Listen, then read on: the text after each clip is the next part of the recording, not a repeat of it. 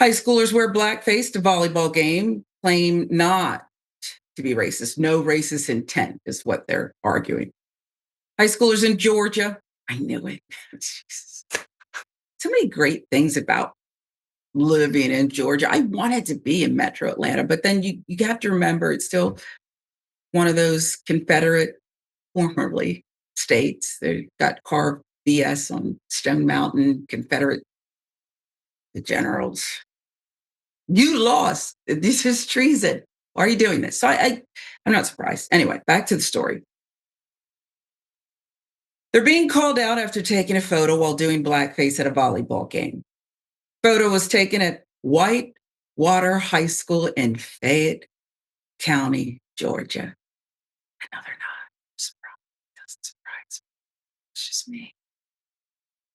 Picture shows 5 people standing side by side with black paint covering their faces and bodies at a blackout-themed game. Go mow some lawns. Get a paper route, son. Now you want to cover yourself in this black paint. Superintendent Jonathan Patterson, he said in a letter Monday that the group included one non-Whitewater student, several adults whose bodies and faces were painted entirely black. He said administrators confronted the visitors after they entered the gym, but acknowledged they should not have been allowed inside in the first place. Duh. The time to question them is before they enter the gym.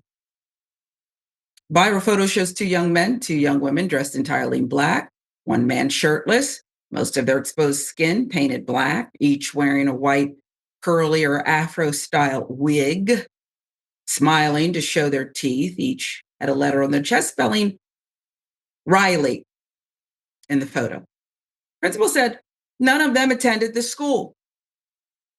Not clear if they were there to support Whitewater or LaGrange or just to be a racist. I don't know. During public comment, a man read a statement on behalf of the people in the picture. He said, I was a blackout-themed game. It was a blackout-themed game.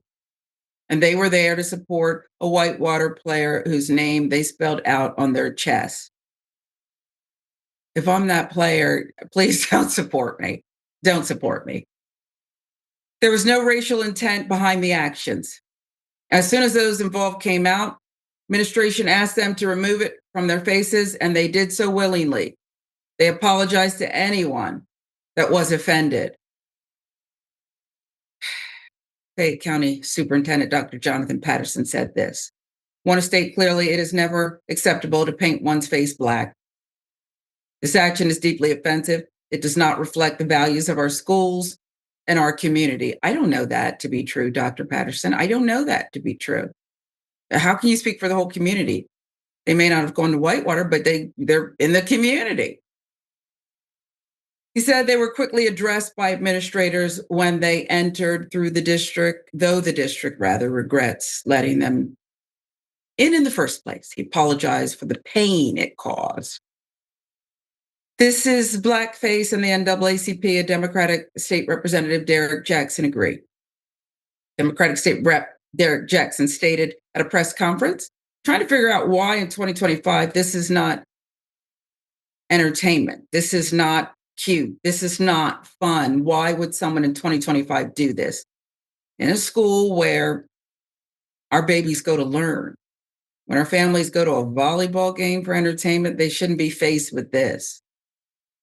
Superintendent said they will review the code, train staff so they can respond appropriately in the future. Look, if you got to train staff, America, look at your life, okay? They showed up in oily blackface. It's 2025, okay? It's not even to mention if you're so daft that you don't understand how racist that is, it can rub off on things. It's a mess. You just gonna let it go. If I have to train you about that, you might not be the best people to train or administer to our kids. It's not known if the individuals face any legal repercussions. The names of those involved have not been released. Protect the races. Motive behind the fan paint has not been revealed. I have one racist, duh. So Elliot, and here's the thing. to the, I'm sure, well-intentioned apologist who stood up at the public meeting, said they didn't mean it. It was a blackout. Let me explain the racism. And by the way, it's not racist. Why don't they do it? Why don't they stand up and be so apologetic? Look, and don't tell me, well, because they'll face public rebuke, Sharon, and people won't like them. Well, no, I don't like them, but in the current climate, trust me, they'll be forgiven. College won't be ruined for them. The colleges have already capitulated to nonsense, so they'll be fine. Your thoughts, Yeah. Elliot? Yeah, I think they'll probably be fine. I do think with the internet, these images will follow them around for the rest of their lives when it comes time for employers, or at least you hope. I don't buy for a second the whole like, it was a blackout game, so it's totally cool. If you have to put that much paint on your body, that is enough time, even if your prefrontal cortex has not fully formed, for you to go, maybe this is a bad idea. And I think that at some point they thought that, and they thought it was funny, and they thought they would get a rise out of people. And then it came back to bite them. So I think ultimately this is a failure of an education system that does not explain to students the actual context behind why blackface, you can't do it anymore, and what the actual history of it is. It becomes this sort of like, oh, you can't do that thing, instead of this memory of a time in our history that is shameful. It's like, if they understood that on a like empathetic level, which I know maybe they can't because of their brains or whatever, then maybe this kind of stuff wouldn't happen. But it's like reducing blackface itself to just a troll thing, I think is like one of the sadder elements to this. That's not what it is. It should be a reminder of a time that we should be moving past.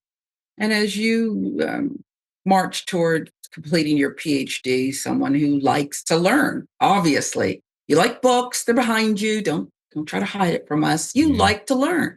And guess what? I don't know if these kids and their frontal lobes want to learn or not, but they should be given the opportunity. I mean, here Yep. in Georgia, there are still books in some areas that talk about slavery in the biggest propaganda terms, about how Yeah. they passed the day singing in the fields, and it wasn't so bad. Right. It was fun That's times. I was taught that almost verbatim, and they Wow. really liked it. They enjoyed it. Wow. And we've gotten past all of that. It was just sort of a quick little hiccup, wasn't any big deal. I mean, that was kind of, I think, what later in life motivated me to learn about this stuff, was being like, oh yeah, this they really put it in the curriculum. I mean, these kids like are baked in it from the time that they enter school, and they get this version of history that is designed, ironically, to make them feel good. And then they turn Yeah. around and do these stunts, and they go, oh, well, I guess you're offended. It's like, no, you've just been raised in a way that has coddled your feelings, because people have chosen not to tell you the actual history of this country. You're hurting your kids. You don't want them to be uncomfortable.